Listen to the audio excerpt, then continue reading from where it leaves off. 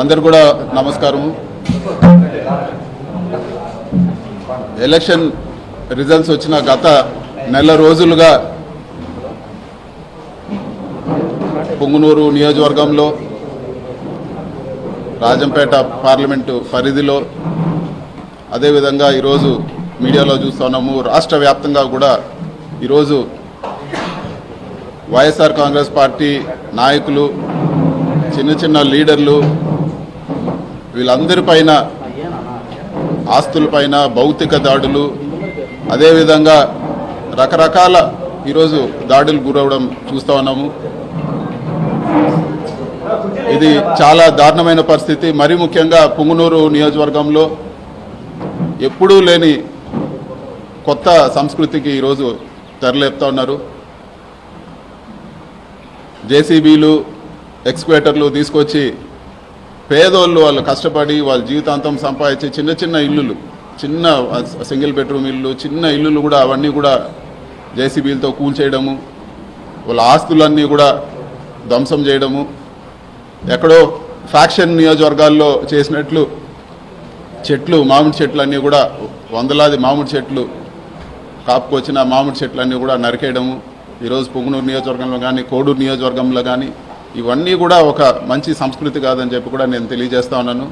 రాజకీయంగా అంటే ఏదైనా రాజకీయాలు ఎలక్షన్లప్పుడు రాజకీయంగా కొట్లాడలే కానీ చిన్న చిన్న వాళ్ళపైన వచ్చి వాళ్ళ ఆస్తులపైన, ఈరోజు వాళ్ళ కుటుంబ సభ్యులపైన, వాళ్ళ వెహికల్స్ కానీ, లేకపోతే ఇంకా కూడా దారుణమైన విషయం ఏమంటే పొంగునూరు నియోజకవర్గంలో పేదవాళ్ళు ఆవులు మేపుకొని బతికే వాళ్ళు ఆవులు దొంగతనం చేసి తీసుకెళ్ళిపోవడము, కళ్యాణ మండపాలు కూల్చడము, ఈరోజు దారులు ఇవ్వకుండా అడ్డగించడము, ఇన్ని కూడా ఘోరంగా జరుగుతూ ఉన్నాయి.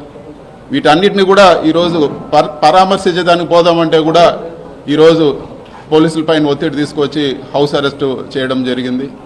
ఒక ఎంపీగా నా నియోజకవర్గంలో తిరగడానికి కూడా ఈరోజు నా నియోజకవర్గ ప్రజల్ని కలవడానికి కూడా ఈరోజు రెస్ట్రిక్షన్స్ పెట్టి తిరగనీయకుండా, ఇది వరకు షెడ్యూల్ పెట్టుకుంటే పోలీసు వారు ఇంకొన్ని రోజులు పోనీయండి సార్, ఎలక్షన్ అయింది ఇప్పుడే కొన్ని రోజులు పోనీయండి అని, మరి ఈరోజు కూడా హౌస్ అరెస్ట్ చేసి ఆపాల్సిన అవసరం ఏముందని చెప్పి కూడా నేను అడుగుతా ఉన్నాను. ఖచ్చితంగా ఇవన్నీ కూడా స్పీకర్ దృష్టికి కూడా తీసుకుపోతాము. ఇవన్నీ కూడా నా కాన్స్టిట్యూషనల్ రైట్. ఒక ఎంపీగా నేను ప్రతి గడప, ప్రతి కార్యకర్త, ప్రతి నా దగ్గరకు వచ్చే ప్రతి ఒక్కరిని కూడా కలిసే అధికారం ఉంది. ఈ విధంగా చేయడం సరైన పద్ధతి కాదని చెప్పి కూడా నేను తెలియజేస్తా ఉన్నాను. అంతేకాకుండా ఈరోజు